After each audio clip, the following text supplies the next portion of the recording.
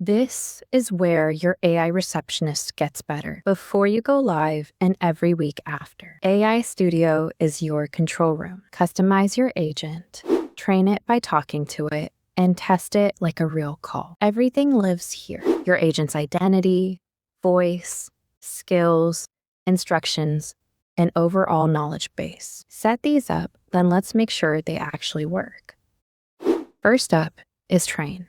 You coach it by talking to it. Hit train and roleplay a call. Mid-conversation, just tell the agent what you would like changed, such as greet patients by name, don't quote prices, then end the call and pick which one of those changes to keep. Let's try one. Hi, Kate. Can you change our business hours so we're closed every Wednesday starting July 1st? Now that we've ended the call, I'll go ahead and select the change and hit Apply Selected and let it save. Give it a moment. Don't navigate away until the page confirms the change is in place. Next is Test.